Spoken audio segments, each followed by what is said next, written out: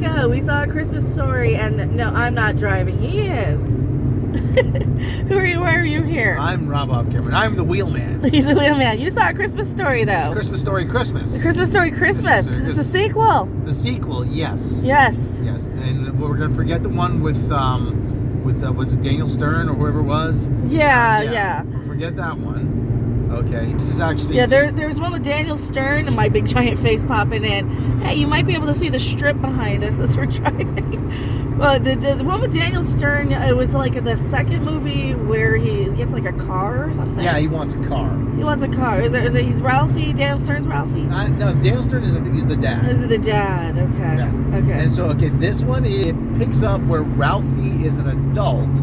He's living in Chicago with his wife and his 2 kids, son and a daughter. Yeah. Times are kind of lean because he saved up just enough money to become a writer, to try to stand at writing. Now, would you say that the son was a diversity? Is he a gay because of the scarf? No, I think it's just 70s. Oh, okay. I could just... Because I could read into it, Yeah, but... it takes place in 1973. Yes. Roughly about 33 years after the original. Yeah. The original, we deduced that it takes place... Actually, it wasn't us. It was other YouTubers that deduced it takes place in 1940, a year before the bombing of Pearl Harbor. Yeah. Can I say that on YouTube? Probably. I don't know. Probably. Okay. Here, let me switch back. I think I got a view behind me. Ooh, do we have a view behind me? No. So... No. Okay, we're not going to give away too much spoilers. Should we do spoilers? We'll do minimal spoilers. How about minimal spoilers? Minimal spoilers. Okay, so Ralphie is an adult trying to get a book deal. Yeah, Ralphie's an adult trying to get a book deal. Okay, and he is not very successful at it. No. He's trying his hand at sci-fi writing, and a lot of it is the same sort of narrative structure as the first movie. You know, it's first person, told in first person. It starts off the same with the Christmas music. Yeah, dun, dun, dun, dun, dun, dun, dun, the very kind of cheery. And the one thing that doesn't fit is the wife doesn't really fit into the aesthetic. I know she kind of does. She wears a lot of the 70s clothes. Yeah. She looks more 70s in the movie than she did in the trailer. Yeah. But yeah, she's one of the girls from Children's Hospital, I think. And, oh gosh, you've seen her. You've seen her around and stuff. Yeah. Okay, and the premise is, again, so Ralphie's trying to become a writer. He's slaving away at the typewriter. He's got this massive, like, sci-fi epic. Freaking epic. 2,000 pages. It's very, like, L. Ron Hubbard-y. Yeah, 2,000 pages. How I could cut it down. Even if you cut it in half, it still wouldn't be good. Right. So, he gets rejected by his by publishers. And it's getting ready for Christmas. They're waiting for his dad to call. So... Well, they're gonna have the family come over for Christmas. From supposedly home in Indiana. Home in Indiana to Chicago. Well, the house in Chicago looks exactly like the home in Indiana, though. Well, it's probably on the border of Chicago because yeah. Really though, you know, I remember an interview with Gene Shepard, the man who wrote it. Mm-hmm. He was on, believe it or not, a late night interview with Ann Liguori on WFAN in New York. He said it's not Indiana, it's Cleveland. It's actually about him growing up in Cleveland because Higbee's department store is an actual department store in Cleveland. Yeah. So, but yeah, it works. It doesn't matter. It works for the story. But anyway, I digress. So he gets a call from his mother. Hi, Mom. What's up? And they get the very sad news that. Yeah. Well, Ralphie took the year off to be a writer because he had like a real job. He had a real job. Yeah, he had a real job that he wanted to pursue his passion. He'd save enough money to be a real writer. Then Christmas time comes along. He says, "You know what? If I can't get a book deal by the new year, I have to go back to work." So, because he wasn't making it as a writer. So, like I said, he gets a phone call from his mom. Turns out his dad has passed away. And his dad was sort of the whole reason for... He was the key to the whole holiday. Oh, yeah. His dad loved... You remember the first one? His dad loved Christmas. He loved doing things with the family for Christmas. He was the one that actually saved Christmas for Ralphie. Yeah. It wasn't about, because, the Ralphie and his mom's mom. No. The dad is the one that's paying attention the whole time. Yeah. So... Well, remember, because at the end of the first one, the dad has the BB gun under the tree for the kid. Hey, it looks like Santa forgot. See, I put something over there. Why don't you go check it out? You know, which was a great. It's a great kind of heartwarming moment. You know, the father and son coming together over that. Yeah. So the dad passes away. So they return to home, and everything is just as they left it. Yeah. Except the mom is replaced by Julie Haggerty from Airplane. Yeah. Melinda Dillon has retired from acting. Okay. She's still with us, but she's not doing movies anymore. And. Actually, you know, there was they got like everybody else back. Oh my God, yeah. They got Flick. They got Scott Farkus. They got Schwartz, Randy's back. All of them. Everybody's back. The Bumpuses are alluded to, but they have a son, I guess. Yeah.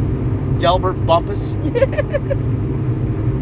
But a lot of it actually reminded me of walking into the house, and a lot of it reminded me of when. Sadly, I usually don't bring this up. When my parents passed away, you walk through the house and everything is different. Yeah. Everything is different. You can't. It's like now yeah. And well, he says it in the movie. It's like you're never gonna hear his voice echoing from the walls again. Yeah. And I think that's what was hard for me to sit through. Yeah. There, I'm gonna put it on me. We got IKEA in the background, maybe. Oh no, we passed it. That was hard for me to sit through because I went through that last year with my mom too, where you go through the house and it's not the same. And you can feel the presence, but it's just so empty. Yeah, it is just so empty. It's just. And so much of the movie is dealing with the loss and dealing with how do we turn a crappy Christmas into, you know, something that's.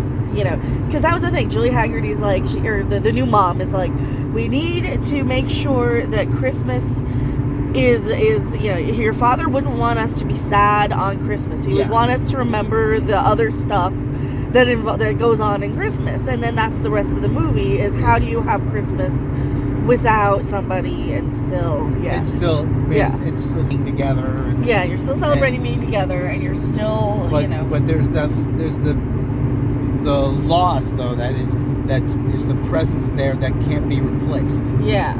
Yes, there's an empty, and they show that what was actually very touching. They showed the empty chair, and then the chair's empty throughout most of the movie. Yeah. They look at the chair. He looks at the chair. Looks at the chair, and it's basically Ralphie just reconnecting with his roots. Mm-hmm. And it ends kind of exactly how you expect. It's just kind of how they get there. Well, they bring it full circle. Yeah, we won't spoil all these little details, but it's just every little thing Ralphie does. He's like, you know what?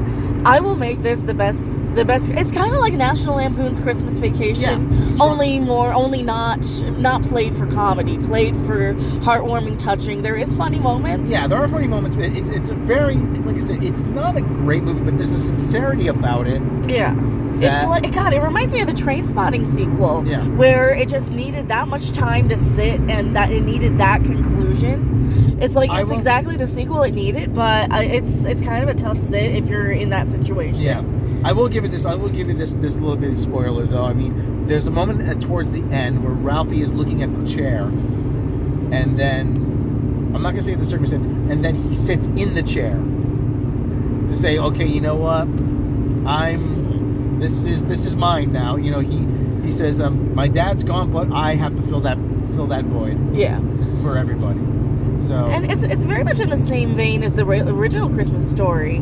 It gives you like the same type of heartwarming little moments. Yeah. You get a lot. All the fantasy cutaways are there in the same beats, in the same places, the same voiceover styling. I'm not sure when I'm going to watch it again. I'm probably going to watch it again, but it's not about the whole. It's about the moments, the little moments. Yeah. That are sprinkled through. I mean, the ramp and Flick owning the bar and all the different characters coming in and out of the bar. And I'm like, in the days before cell phones. Is John Meyer here? John Meyer. Yeah. Mr. Meyer. Nope, sorry, Meyer's not here. Okay, well, tell him to call. Merry Christmas. And so, again, before, and like I said, it's more about the moments than the whole. And it is actually, like I said, it's a very sincere movie. It's very from the heart. It doesn't feel contrived at all. And it does feel like a proper sequel to A Christmas Story. Yeah. It goes where it needs to, but man, is it tough if you're going through that too. Yeah. It's kind of exactly like Ghostbusters. There's our exit up here. Okay. 2.5. Oh, there's a guy here. Well, yeah, you here. I will.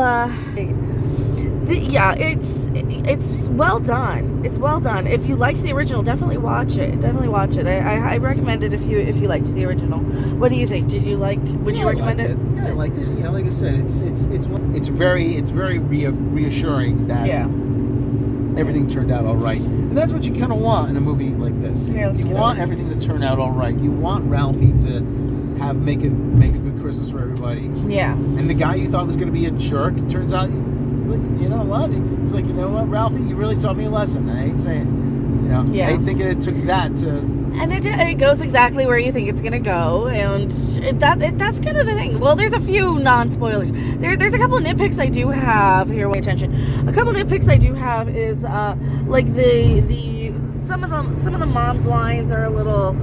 Oh, she kind of comes off as modern-y. There's a few modern-y sort of responses. Anachronisms, to things. yeah.